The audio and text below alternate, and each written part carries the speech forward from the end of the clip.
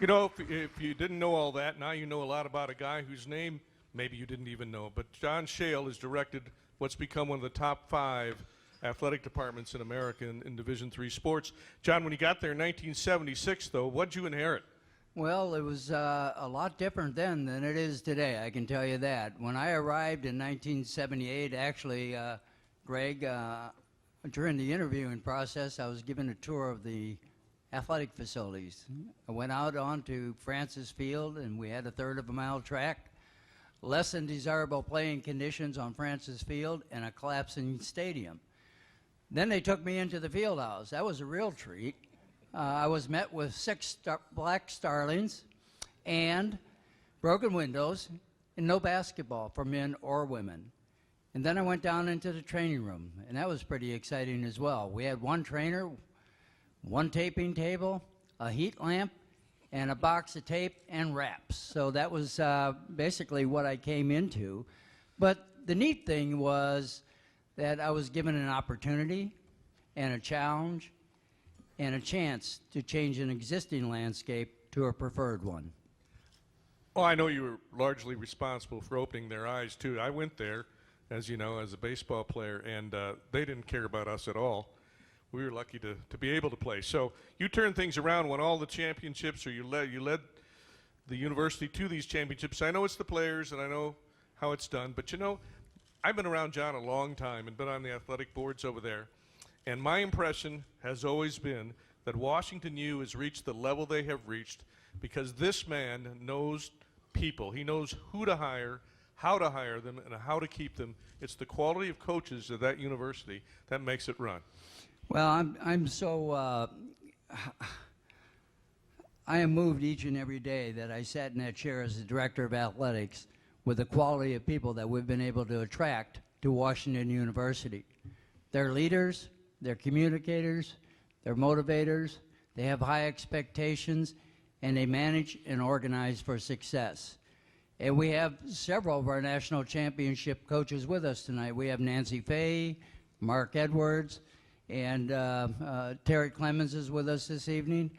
And I don't think I missed anybody, but it's really an exciting group to be around, and they certainly inspire me on a day-to-day basis. You know, one time Washington U played the University of Missouri. They played the Tigers, the Billikens, and actually you were a founding member of the Missouri Valley Conference. Right, and many times people ask if we're interested in going back to the Division I level, and the short answer is no, and the long answer is absolutely not. We feel very comfortable with our athletic program and how it fits within the fabric of Washington University. You know, the kids come for an extraordinary education and exceptional experience in intercollegiate athletics. And we have the leaders within the department who can carry that off because, again, the coaches manage for success. And oh, by the way, they don't travel in this league to Stillwater and to Ames, Iowa, and to tell them the cities that are in this league. Well, you know, it's when I did arrive in 1978, we didn't have an athletic conference. We were independent, and it was very difficult to put an athletic schedule together, whether it be football or eventually with the basketball and some of the other sports. So we became a founding member of the University Athletic Association, and we like rubbing shoulders with those institutions. It's Washington University, the University of Chicago, Case Western Reserve in Cleveland, Ohio, the University of Rochester, New York University, Carnegie Mellon, Brandeis, and Emory University.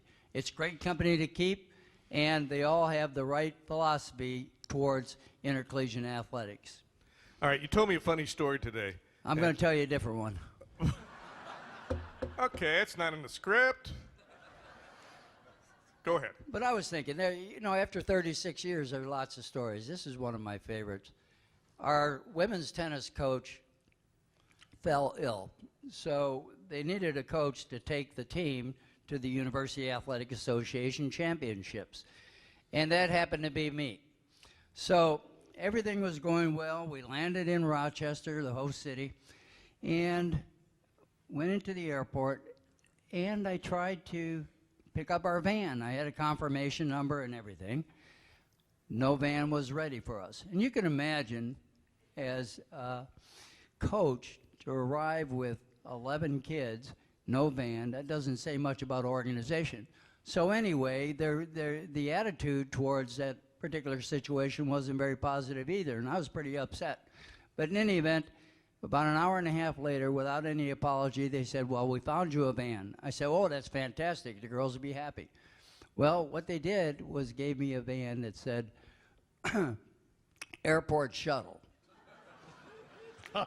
It made my day. So we checked into the hotel, and the girls were inside, and I was outside waiting in the van because we were going to go to dinner. And these three guys come to the van, and they knock on the window. And they said, get a ride to the airport. I said, do you have any bags? And they said, yes. I said, you know what day it is? It's Thursday. We don't travel bags on Thursday. They weren't too happy.